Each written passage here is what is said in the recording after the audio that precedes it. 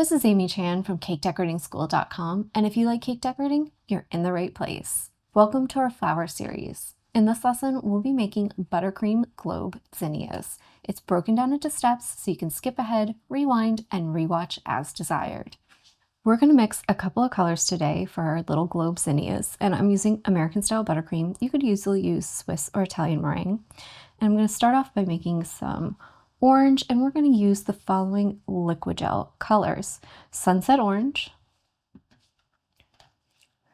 Coal Black, Neon Bright Pink, Lemon Yellow, and finally some Buckeye Brown. I want to make pretty saturated colors today, so pretty intense hues, so I'm going to be using just drops. And so I just want to give it a drop or two of that color and get it mixed around.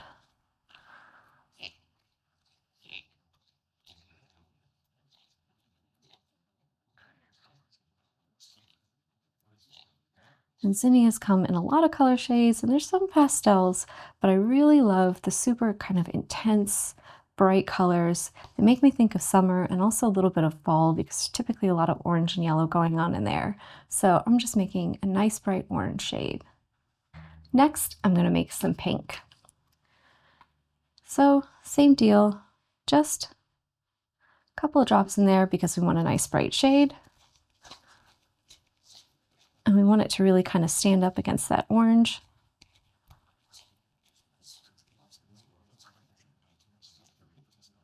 Just want to get it mixed around, check it out, and if I need to, give it another drop or two.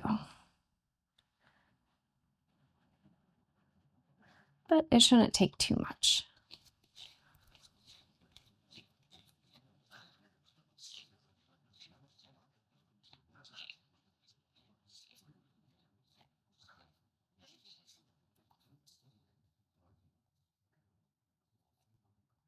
Nice. Next, we're going to make some yellow. So I've got just a tiny bit of buttercream in there. We don't need a lot. We're using this just for stamens, and they're going to be really fine and not too many. So it's just really a little spoonful in there and just a single drop of yellow, because we've got some bright colors going on the petals.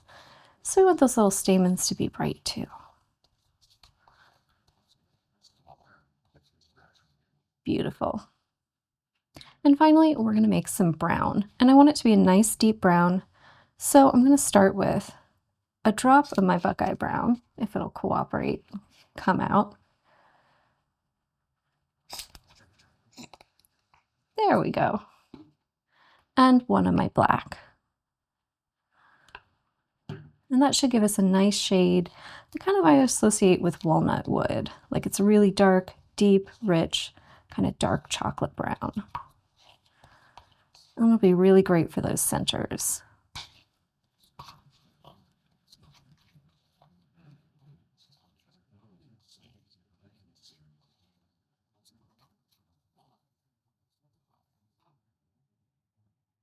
Gorgeous. We are going to use 3 bags for this flower. They're all fitted directly with our tips, and we're using 12-inch disposable decorating bags. Our first bag is filled with both our orange and our pink, and if you haven't already, watch our video on how to stripe a bag. It'll teach you how to line this up, so we've got the pink lined up with the skinny end of the tip and the orange down below with the fat end. And we are using a number 102 petal tip. We've paired our brown with our number 5, and we're using a number 1 with our yellow. We're going to review the techniques we're going to use for our zinnia, and these little globe zinnias have a nice rounded shape. They're a really kind of solid little mound. So the first thing we want to do is pipe some support rings, and we're actually going to pipe them throughout. And we're using the same 102 tip that we're going to use for our petals, but we're just going to hold that bag straight up and down. We're going to go towards the outside edge of our flower nail, and we're just going to squeeze while we turn, and that's going to give us a little circle of buttercream to build petals up on. For our petals, we're doing some kind of classic shaped little petals, right? Those nice little teardrops, but we're going to do them really small and narrow. So smallness is the tip. Narrow is just not going too wide when we do our little kind of curve at the end. So same kind of orientation. It's going to be 45 and 3 o'clock. The main thing that's going to change as we're piping our different rows is we're going to have the tip kind of pointed down to start with, and then it's just going to slowly rock kind of to neutral and then up a little bit. So we're changing the orientation of the opening of the tip as we pipe our different rows, but the actual shape of our petals is just going to be these narrow little teardrop shapes. As part of our centers, we're going to be doing some dots with our number 5 tip, and this is with our brown. And it's just like any dot where we want to be up off the surface, squeeze, let it balloon out nice and full, stop, and then circle around. And now spikes. These are just going to give us little stamens, but we're going to do them just how we would do with normal larger tips like a 2 or 3. Squeeze, build up a dot, and then pull away while you're still squeezing. That's going to give us these nice little fine hairs. They're going to act like stamens and help us build up our little center. We've reviewed our techniques, so now let's go over how we're going to use those, combo them together to build our little globe zinnia blossoms.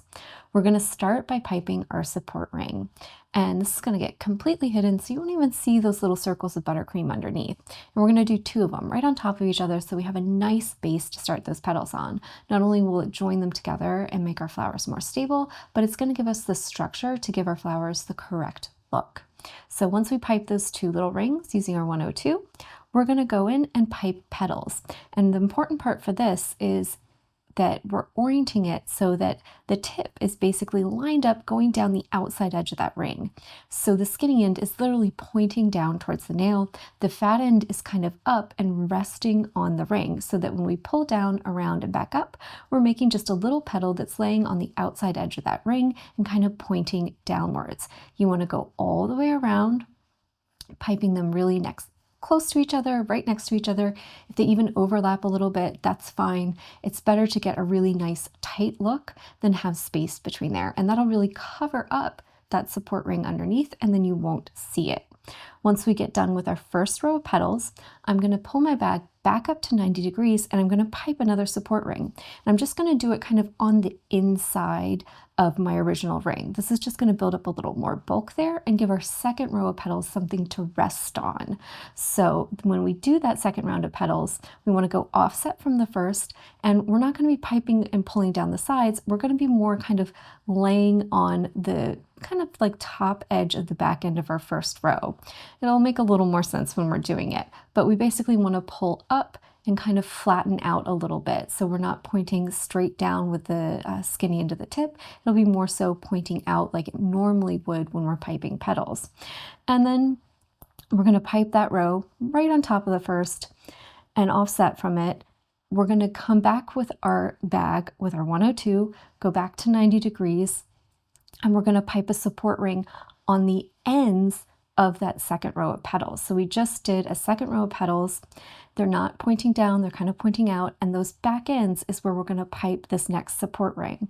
And that's going to then allow us a little bit of structure and also give us a little height for that third row of petals. And for this one, I just want to kind of rock the outside edge of the tip just up a tiny bit, and that's going to give it a little bit more of a, I want to call it a dynamic flow. So some of them are really kind of almost pointing down and then out and then just up a tiny touch. And then we'll pipe a third row of petals, and that should fill us up. If you've gone a little bigger with your rings, you might need to repeat those steps, do another support ring and another row of petals. And if you do that, just angle the outside edge of the tip up a little more. But basically you can keep going and you can make even larger versions of these by just kind of repeating those little steps. So once we get our petals done, we're going to switch to our bag with our number 1, and we're just going to do a little double row of spikes around kind of the base of those little petals, kind of covering them up. Just go all around there, pull little hairy spikes. That'll kind of fill in the center a little bit.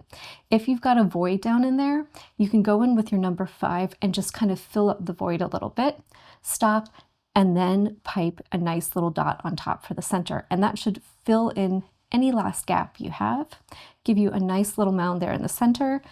And if you need to, like if you've covered up some of your little stamens or some of them got a little wonky or you feel like an area is a little sparse, you can always go back in with that number 1 tip and pipe a few more. But I always like the look of them coming out from underneath that dot, and it really gives it like a nice little seamless blend rather than doing it the reverse way. That'll give us a nice little globe zinnia blossom. And just keep in mind that these come in a wide range of colors. So we're doing kind of a fun, bright orange with a touch of pink and a nice little yellow and that dark brown in the center, but they come in like a million different varieties. So you could literally make a whole cake design with just these beautiful blossoms on them. We've reviewed everything we need to know, so let's pipe one of these beautiful globe zinnias. I've got a 2-inch flower nail, I've got a little bit of parchment paper stuck to it with some excess buttercream, and I'm just going to start with my bag at 90 degrees. And I'm using my 102 bag that's striped, so I'm just going to start a little bit in from the outside edge. So think about, it's probably about 1/2 inch. It's not, that close to the outside edge. You want to leave room for those petals. So we're just going to hold and squeeze and give our nail a nice little turn. And I found to really kind of build this up and make it high enough that we get some really good dimension on these first row of petals and get that nice downward slope that I like doing a little double ring. So you can see that gives me more height. Now we're going to start piping petals. So bag's at 45 degrees and 3 o'clock. I'm going to go so that the fat end of the opening is kind of resting on the ridge and the skinny end is pointing down towards the nail. And if you need to, when you're piping these, you might find it easier to rock your nail towards yourself, just so that it's presenting a little easier so you can see where you're going. If you hold it level, you're kind of obscuring your own view there. So if you need to, especially for this first row, just rock it towards yourself. That'll put you in a good position. So then you can pipe these little petals down towards the flower nail and just keep them nice and narrow. And it might be a little floppy at first, but once you get going, it'll be a little heavier and it'll stop flopping around on you. So the first few, it kind of tried to pull up a little bit on me and flop around, but after you get a little bit of weight on there, it'll feel more secure. And you can see they're touching the paper. So that's exactly what we want. And we've got a nice little kind of tinge of that pink on the outside edge of our petals.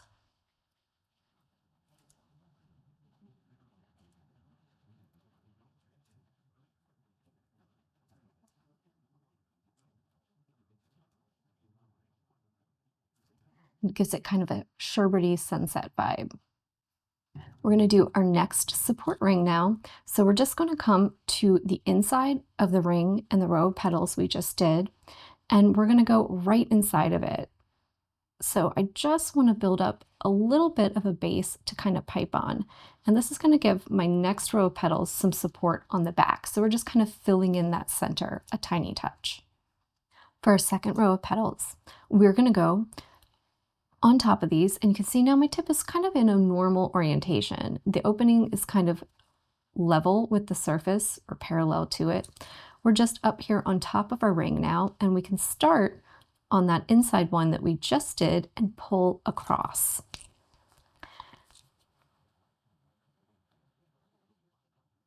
And I just want to start in between 2 petals. It doesn't matter if you get a little off, just keep them nice and kind of narrow.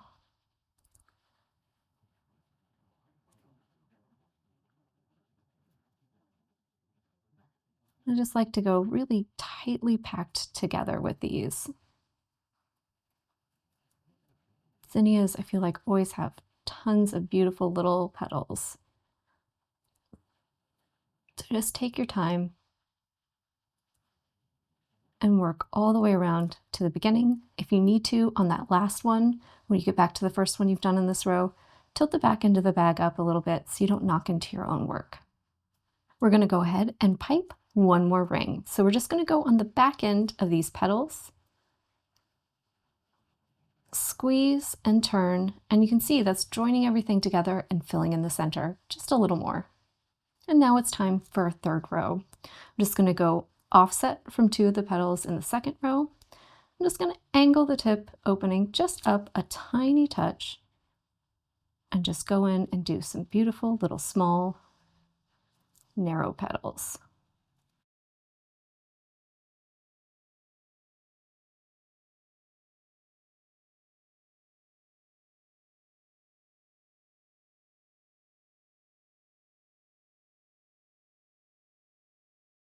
We've got our petals done, so I've grabbed my bag with my number 1. It's got my yellow in it, and I'm just going to pull some spikes all the way around the base of that third row.